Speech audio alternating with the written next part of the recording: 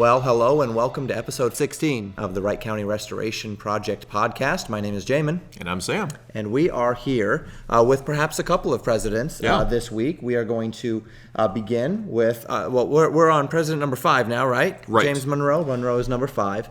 And so we're starting with James Monroe. We might be able to get on with a couple of the other presidents, John Quincy Adams and perhaps beyond, we shall see. But we're beginning this week with James Monroe, and there's some interesting things that are going to be coming up this week, both with Monroe and then if we can get to Adams, on the nature of their presidencies and some real parallels between what we saw in their day, both some good and some bad, with what perhaps we're experiencing a little bit in our day. And it will perhaps help us relate ourselves to history a little better, but also maybe in some ways help us relate to our own times better and understand that maybe what's happening today in various ways, even as we get to Andrew Jackson, are not necessarily things which have never happened before. Yes. And this can be encouraging that our nation has seen itself through these sorts of days before. So that's where we are. But we're beginning with James Monroe, and let's talk a little bit about him. What do we know about Monroe? Well, Monroe is an interesting president, and we see he's considered to be the last of the founding fathers as a president. Monroe held many offices and different positions in cabinets and diplomatically during the other presidencies. He was definitely involved. We actually talked about him a couple episodes ago, if you remember. He and Robert R. Livingston negotiated in France for the Louisiana Purchase. Right. And so that was under the Jefferson administration, and but Monroe was very much involved in that. He was a minister to France at the time, and or he was minister to France at one time. It wasn't necessarily during that time, but he was very involved. He was and he was much like Jefferson. He loved France and was very positive about the things that went on in France. And while some were more cautious, seeing the outcomes of the French Revolution and such, there were definitely many within the American political sphere that were very positive about the French, and understandably were coming out of the War of 1812, not so positive about England. And that's an interesting part that leads into the James Monroe presidency, is that we're coming out of a win on the battlefield. The War of 1812, very interesting war, started and continued with much blundering, just a very poorly enacted war, as it were, and it is highly miraculous, and it's worth studying that war to see how close things did come to things not going so well for the United States at that time. But we end on a high note. We end with Andrew Jackson defeating the British soundly at the Battle of New Orleans, and so the United States at this time are very excited. It's considered kind of historically, it's called the era of good feelings. We see that he's writing this popularity of, we've just whooped England for the second time. We have a very pro country nationalistic fervor. Things are going well. And they don't go well for long, but there's definitely a high note when it comes to the James Monroe presidency, and there's a peacetime, which leads to quite a bit of infrastructure building, and things like the Erie Canal get started. And America starts to look inward, looks at these states and building further west, and starts to grow and to establish itself on these frontier edges. Yeah, and as you talk about that, there's something that you said which is very interesting, that they were able to look inward. And what we would find in this era of good feelings is that it's really the first time since the beginning of the country where people weren't thinking the Napoleonic Wars were wrapping up, and people weren't thinking about Europe as much anymore. Right. And the nation was able to start thinking about America rather than Britain and France and all of the things surrounding the problems in Europe. And it would stay this way in large part really through, until the World Wars, where Right. we are Right. kind of trying to stay out of Europe's problems and everything. But we have this era, and this era is propelled by the country getting its stride, kind of feeling like a country where they can start to look at themselves. They have the Louisiana Purchase. They're exploring it.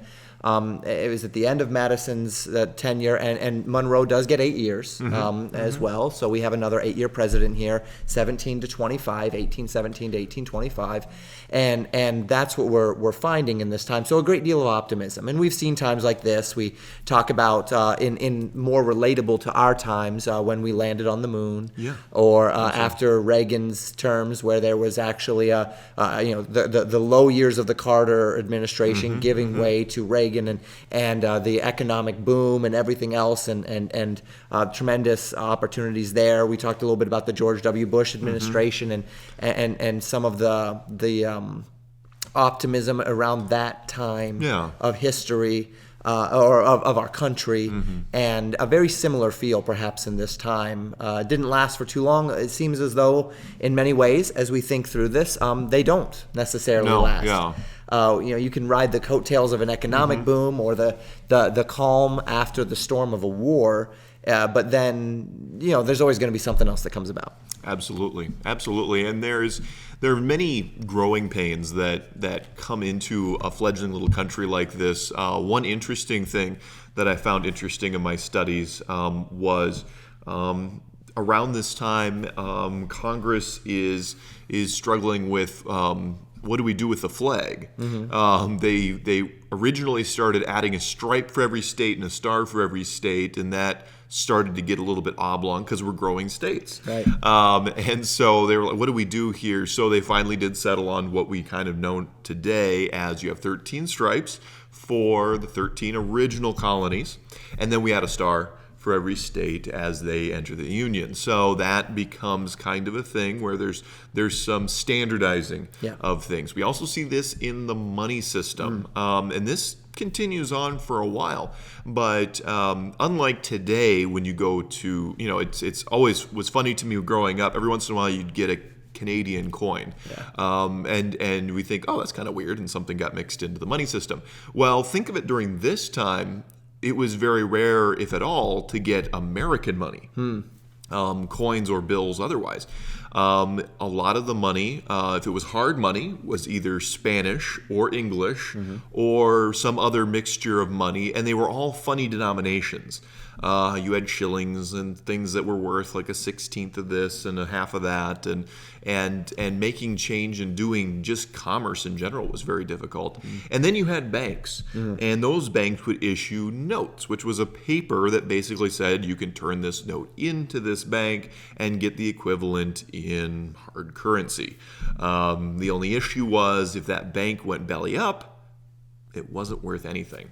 And so that became a big issue, and people were speculating, and this did lead to, and it wasn't something new with the United States. This has been going on for a while, but when you have a free and open economy, people may invest their money in places into, say, the possibility of a town going in somewhere, and maybe you buy up some lots of land that you think might be worth something a little more in the future, but then, maybe things change and the town doesn't happen, and thus you kind of lose what was speculated. And so we have this kind of boom and bust cycle that we see throughout most of history, and because of things currently, and we'll get into this later on down the road, there are quite a few one could say, safeguards in place Yep. to kind of keep that kind of thing from happening. But it was really devastating to a lot of people where they would put their money in certain places and could lose it all.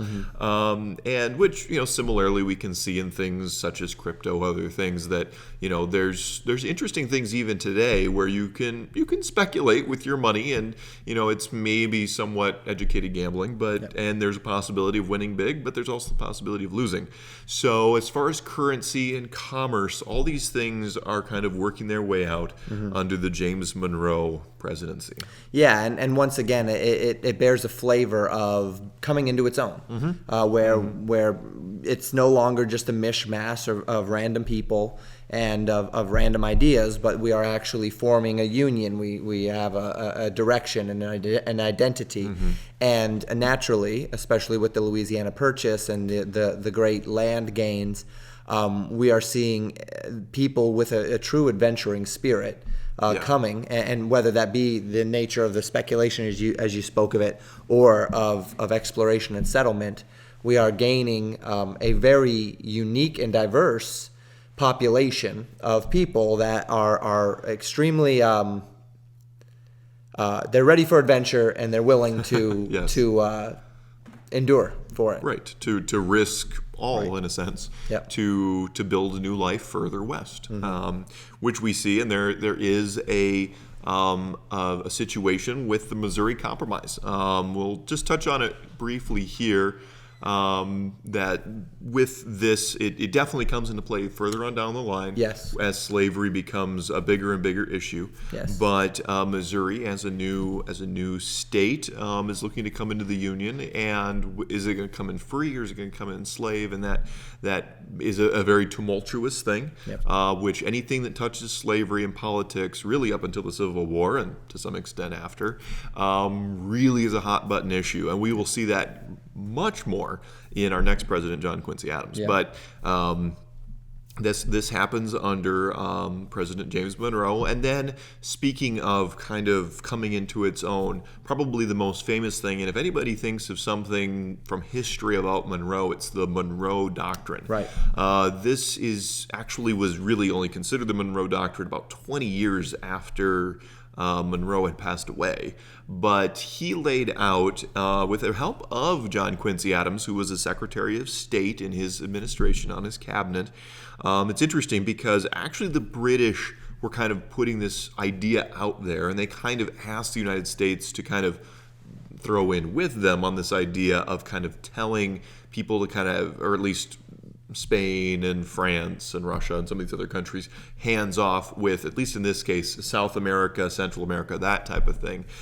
And it's interesting that John Quincy Adams actually advises James Monroe to be to not just throw in with the British and kind of just say, oh yeah, we're like them, but to actually make our own thing, right, which is very much American. We're our own thing. We're not, the kid brother of Great Britain anymore. We're our own thing. That's right. And so it's interesting. And what they do is they lay out really the idea that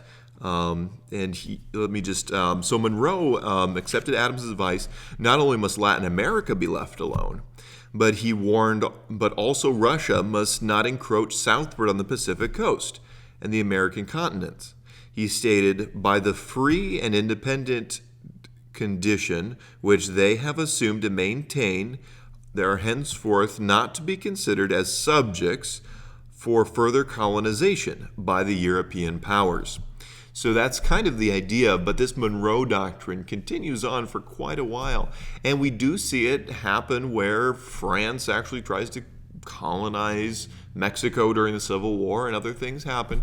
But for the most part, this is something that's held to, and that really in South and Central America, we're kind of our own thing. We're our own thing, and in North America to some extent as well, where we really don't want Europe involving themselves and keeping these countries in the Americas as their little pawns to kind of play games with. That it was definitely a kind of a cutting off and an independence for the whole continent. Yeah. Even though this definitely came and went. Spain having Cuba and other things were Right. were still issues, but it was a sentiment of the times that they really wanted to, the Americas are independent of Europe at this point. Yeah, absolutely, and that begins to, as you alluded to, it begins to set an American sentiment, and it's a sentiment which to this day we have really held to strongly as an American people, just in culture. Right. It is always very interesting just how little Americans care about what happens, especially in Europe, but really Yes. in most of the world outside of our own little area. And you can even see little glimmers of that here. And I'm not saying that that's necessarily a good thing per se, that we are that way, but we do see this. That it's almost as if there was a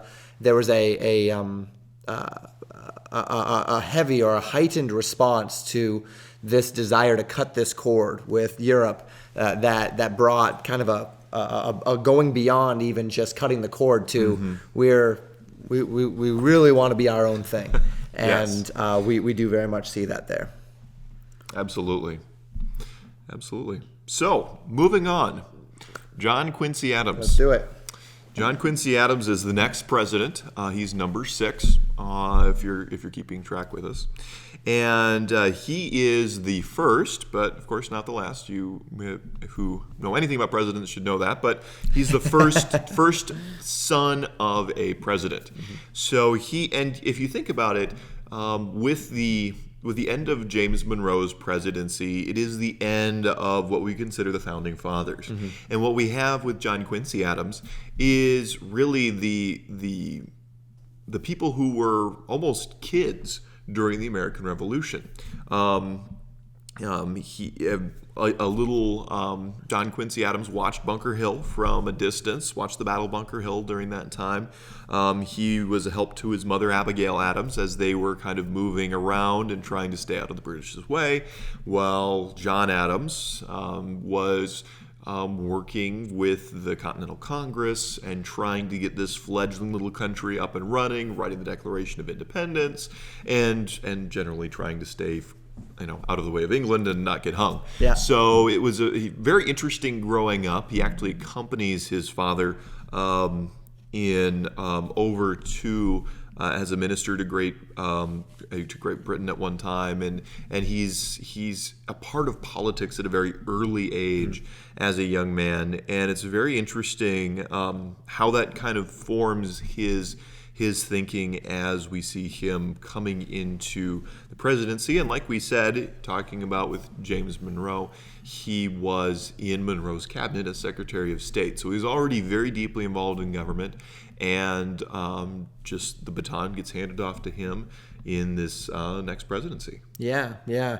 And this idea, not just is he the first of the non-founding fathers and then the son of a previous president, but we also see in this as you alluded to, a truly American born and bred boy. Yes. And born and bred on the sentiments of the nation, on the heart of the nation, on the sentiments of freedom and of liberty from Britain. And I think that's very important as we start to explore his character and his actions as a president, that in some ways we could understand him to be generally reflective of the sentiment of the fleggling nation. Yes. Whereas these Yes. other men they reflected the sentiments of Enlightenment thinking, of what's going on in France, of what's going on in Britain, of the desire not necessarily to completely break away from Britain, but then the need to break away from Britain because of everything. We think of George Washington and his deep connections to the principles and the traditions of aristocracy. Yes. And now we have a boy who grew up in this country, who grew up in Revolutionary War ideas, and who has now grown into government, and in some ways we might see him as the first reflection of the United States of America as a president. Absolutely. And it's very interesting when you look at the history of John Quincy Adams. He is probably the most known for his opposition to slavery. Yeah. And it's very interesting. He is considered, in history, one of his titles was called the Hellhound of Abolition. We're starting to come into something not necessarily 100% new, because it even pops up in the Continental Congress when they decide on the Constitution. Yep. There are things that are put in there that are to decide how do we end slavery. And it was something that was brought up then. They couldn't get it done. Right. Otherwise, the southern states really didn't want to buy into a constitution that ended slavery. But it really starts this cascade into abolition. And abolition is the idea or the movement and a spirit that enters America that really is all about getting rid of slavery at all costs. It definitely gains traction politically, but at this time, it doesn't really have a lot of traction Right. At all in Congress. And it's interesting because John Quincy Adams, not necessarily during his presidency, but while he is in the Senate and in the Congress, he just keeps on bringing up these petitions to end slavery, these anti-slavery petitions. And interestingly, he's doing it in a Congress that is fairly pro-slavery. Yeah. There really wasn't a lot of hope that he would be able to get these things through. But he keeps on bringing them to the point where the Congress enacts a gag rule. At this time, it was something that they put in place to basically say, we can't, in a sense, but actually it's John Quincy can't bring these anti-slavery petitions time after time. Whenever he puts his hand up, that's what he wants to talk about. We've got to shut him down. And so it's really kind of one of the early forms that we see here of cancel culture, being silenced. Somebody who wasn't very popular with what they were bringing up. It was something outside of what the status quo really wanted to push. Yep. But he kept on bringing that to the table. And even after they put this gag order on him, he kept on bringing it and is really seen as one of those early adopters and people to really push even public opinion further and further towards a disdain for slavery in the United States. Yeah, and what we see here is, if we want to talk about, the first guy to be kicked off of Twitter or whatever you want to say, Yes. We find a situation where, and there are perhaps even more parallels than we might think, because at this time, the idea that you are stopping him from saying something before Congress might be equivalent to the kind of power that a Twitter or a Facebook or what might have today, as far as it relates to actually affecting policy or getting a message out there. But what we find then is that we're not in the first time in history where Yes. A unpopular sentiment, and by the way, it should be noted as we think back to Monroe and the Missouri Compromise and everything, the House of Representatives would, generally speaking, vote positively for these things because the northern states were so much more populated. They had a large majority in the House Yes. of Representatives, but they would always die in the Senate Yes. because the South had just as much power in the Senate as the North did. And so it was regardless of what would happen in the House of Representatives, it was by and large the Senate where we would really see these problems, and specifically because of the power of those southern states. So we find here this idea where he's getting this gag order, but as you said, and this is not to be taken lightly, when that happens, when a person shuts down an argument rather than wins an argument, Yes. the law of unintended consequences quite often says that argument will be amplified by shutting it down rather than winning it. And we are seeing a very similar thing today. Absolutely. That when we talk about cancel culture, we're seeing a culture that is not winning the argument, they are shutting down the argument. And if we allow history to speak on these sorts of issues, what we find is that it is amplifying the argument. And we might expect slavery is something that from before the Declaration of Independence Yes. and on through has always been a debate.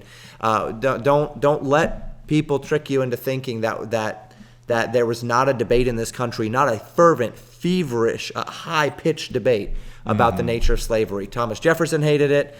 Many of the founders hated it. John Quincy Adams hated it. It has always been there. And the fact that it was so institutionally ingrained in the world, not in the United States, but in the world, means that it took a lot to work it out of the system. But in time,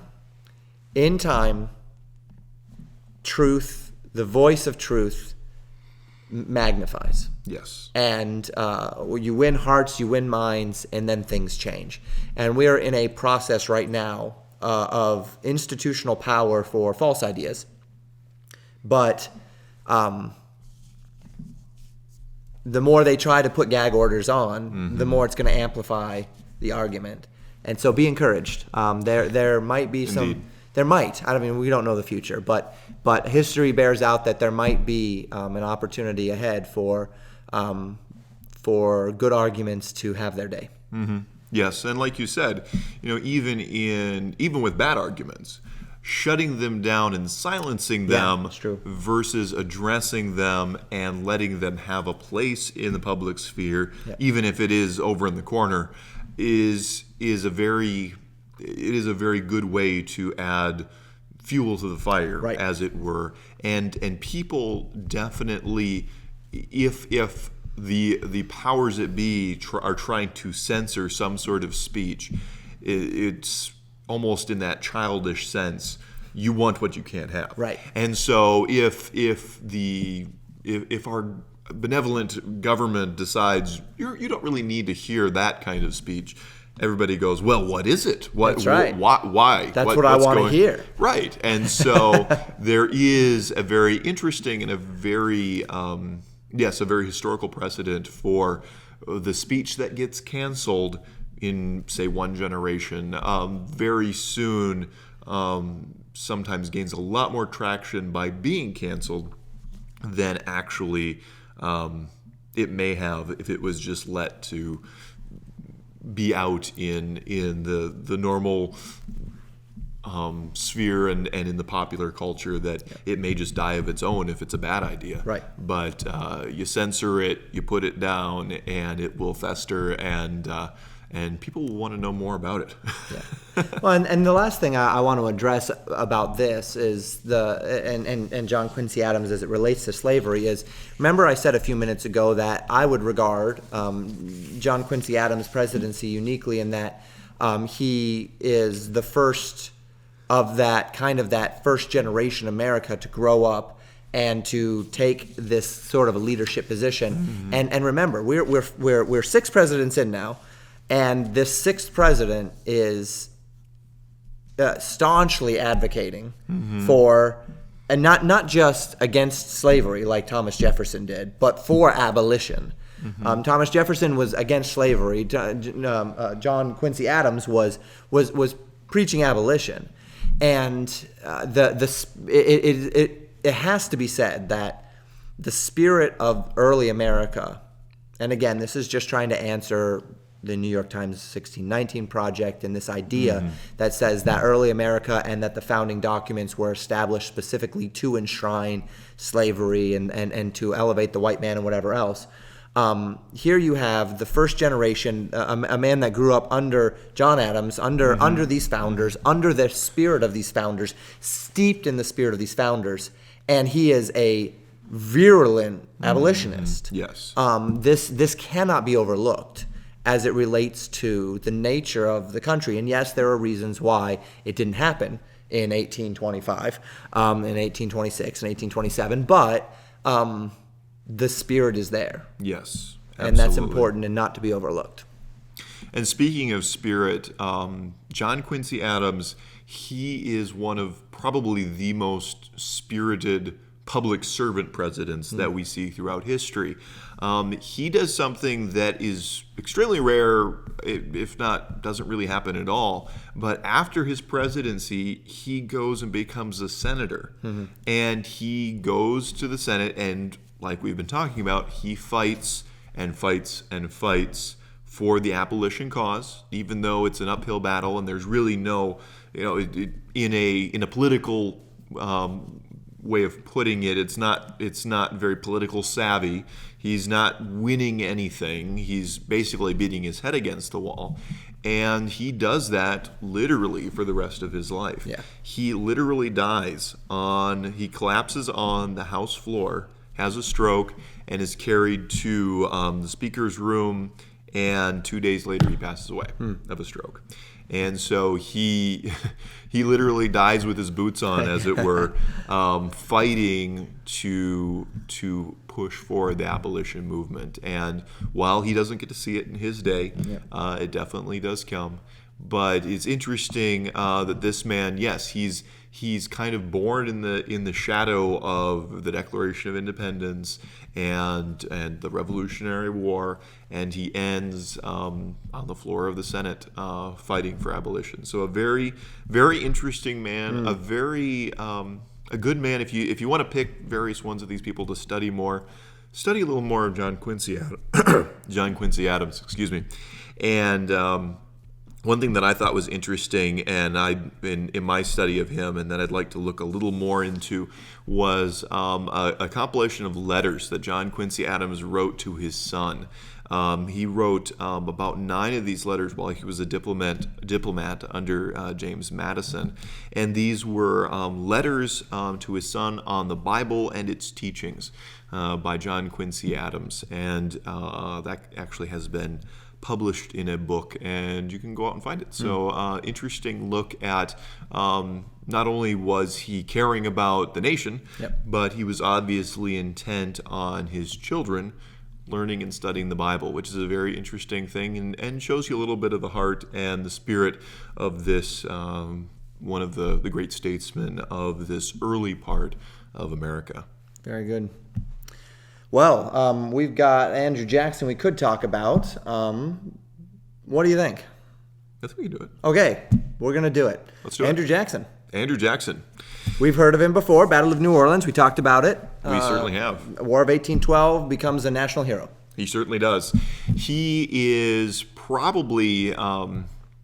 he and just like John Quincy Adams before, he's also a young man during the Revolutionary War. Actually, the account has it that he is the British are occupying his house. Interestingly, when we talked about amendments, we were very much against armed forces occupying our houses after the Revolutionary War for good reason. Partially this, being Andrew Jackson had quite a feisty, free, and independent spirit about him.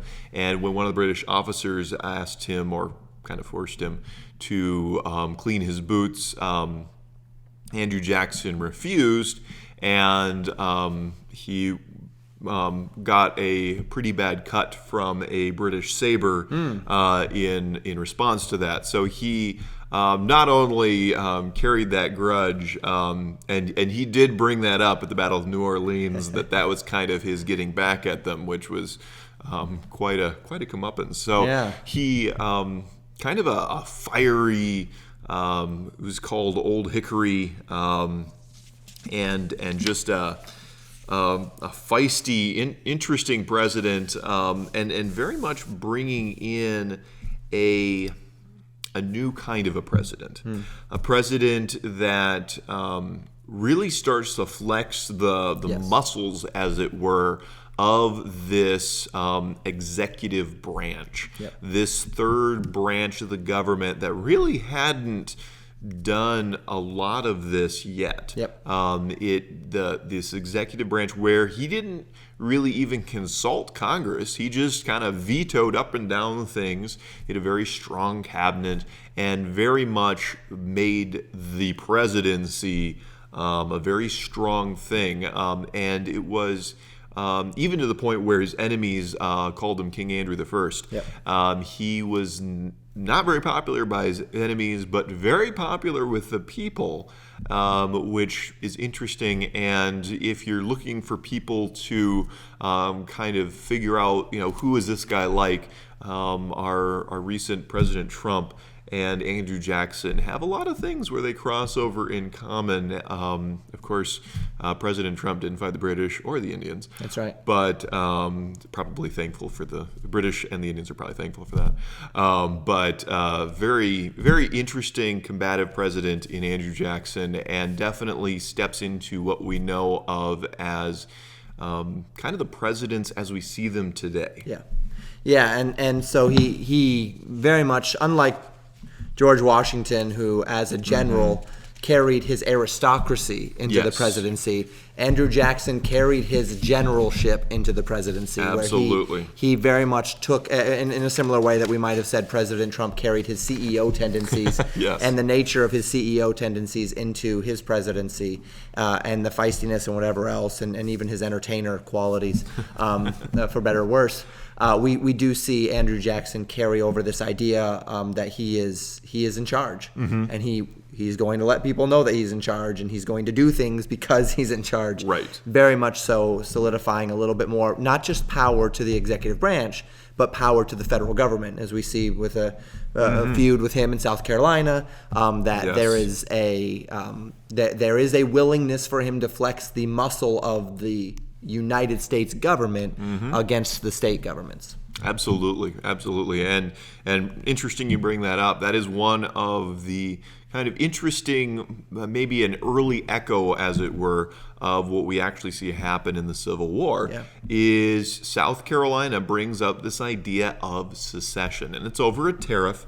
The South is very agrarian. They are the main exporter of cotton and tobacco and all these kinds of goods.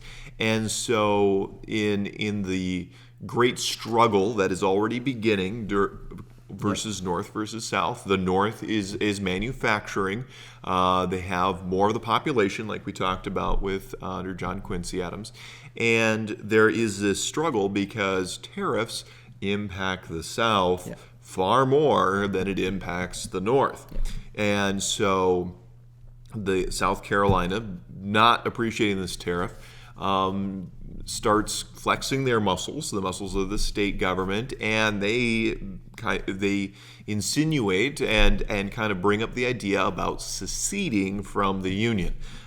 This gets brought up quite a bit, and it almost becomes one of those things that just keeps getting used until the teeth kind of wear off of it, until they actually do it in 1860, which is down the road. But they threatened to do this a lot. But this is the kind of one of the first times where they really in earnest, we're going to secede. And Andrew Jackson's having none of it. Like you said, he brings his generalship to the presidency, and he basically says, I'm going to march down there and get these guys back in line. He even in private threatened to hang John C. Calhoun, who is the main statesman from South Carolina, a very accomplished and one of the top political figures of the day. Wouldn't have been a good move at all. But Jackson was very much in earnest, and what he said definitely had that over-the-top quality. And so probably he wasn't about to do that, though Andrew Jackson did wind up fighting quite a few duels, winning quite a few duels, and very feisty man. But in the end, with this whole thing with South Carolina, actually Henry Clay negotiates kind of a way out of this, and South Carolina drops this whole thing, and it goes away for a while. But 30 years or so. But we kind of see an early echo, as it were, of what is to come with the American Civil War down the road. Yeah, and a couple of things on that. First, it is worth noting, as you do your research, that the American Civil War, we talk a lot about slavery, but that was not the only grievance. Absolutely. Tariffs was a huge issue, and that goes back to various states' rights issues. And then also there's some echoes to today. You know, we're done with the Civil War in so many words, but we have this thing now where we see states that are declaring themselves to be Second Amendment safe havens, and cities that are doing the same for whether it be immigration or Yes. whatever. And we're seeing this idea where states are beginning to flex their muscle again against the federal government.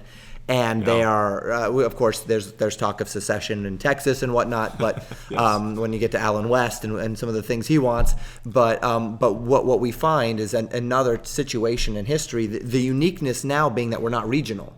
Correct. It's a state here, it's a state there, it's a state there. And so what happens when states start to flex their muscle, and like South Carolina with these tariffs during Jackson's day, they basically were going to stop the tariffs at the border and say, no, you're not allowed in here. You can't collect any of these tariffs. We're not letting, this is not happening. And that's what they wanted to do. They were threatening to stop things at the border of their sovereignty. And then Andrew Jackson flexes back. Well, what happens now when we've got states who are being sanctuary cities, sanctuary states for various policies or anti-policies, but we're not regional? Right. And so we're not now, we don't have we still have the South in a sense, by and large, but you've got these pocketed states. What's that going to look like? What's going to happen when these states really start to flex? And at what point will that come to a head? Or will it come to a head? And so we are again seeing some shadows of even some things that we're still dealing with. And in one sense, you say, okay, that's not good because it ended 30 years later with a civil war.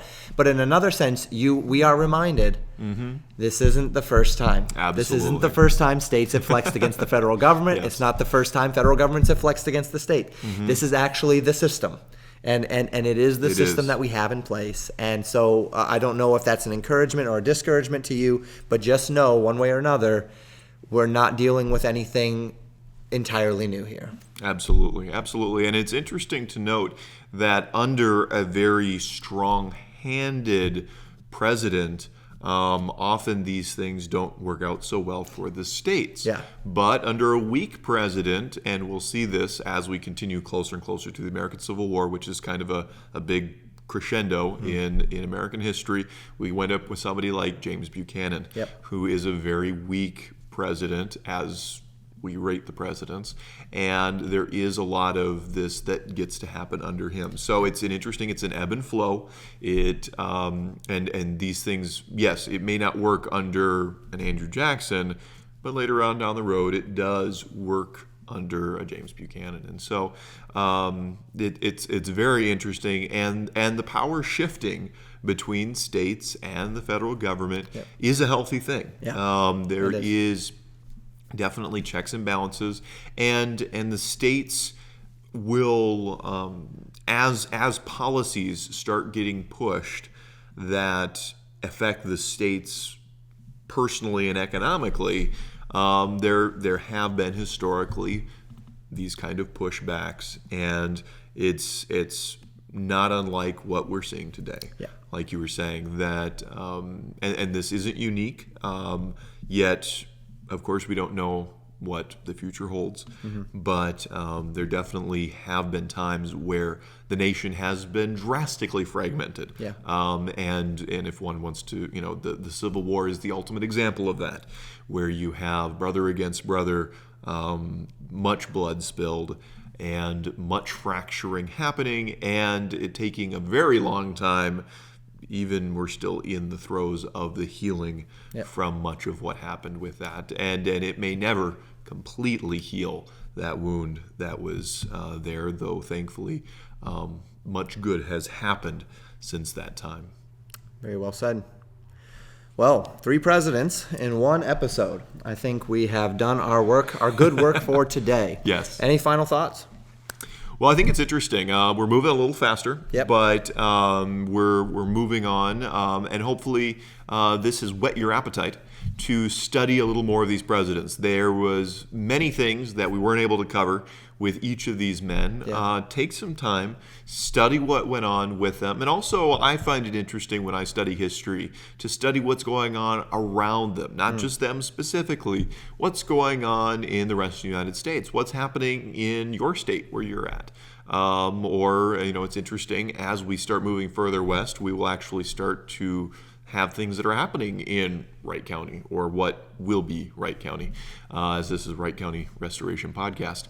But it's interesting. Things will change, but hopefully this whets your appetite. Hopefully you take a little bit of time, study James Monroe, John Quincy Adams, Andrew Jackson, and see what their presidencies were like, what life was like under their presidencies, life on the frontier, life in the East, life in the South, and learn a little bit more about what things were like during this time. And as we continue on through the presidencies, it's a worthwhile study to take a look at what was going on in the United States during this time.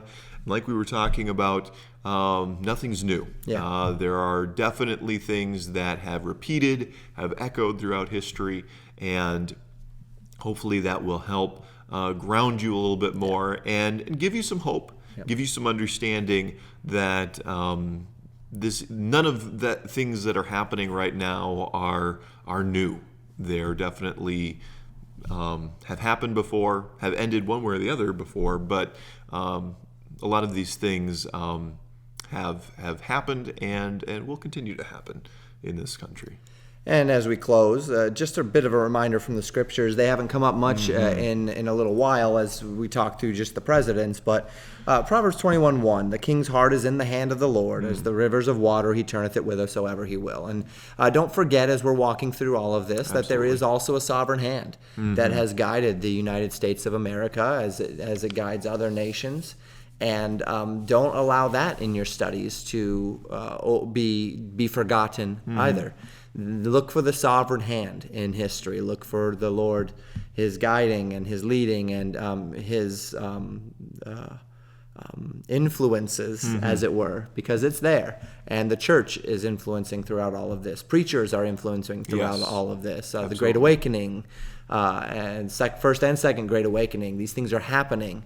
And in those times, we find another dramatic element of what's happening in society. We're talking about the presidents, but there are many other things that are happening around this time, religiously happening, economically, and all of these things as well. So absolutely, that will do it for us today. I want to thank you for being a part of our time together, and we'll look forward to being here again next time. Wright County Restoration Project. Please like, subscribe.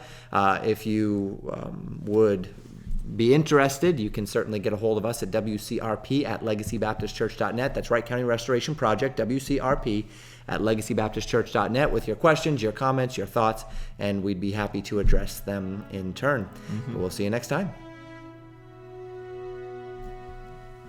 Good. Yeah. Good. Yeah. Good.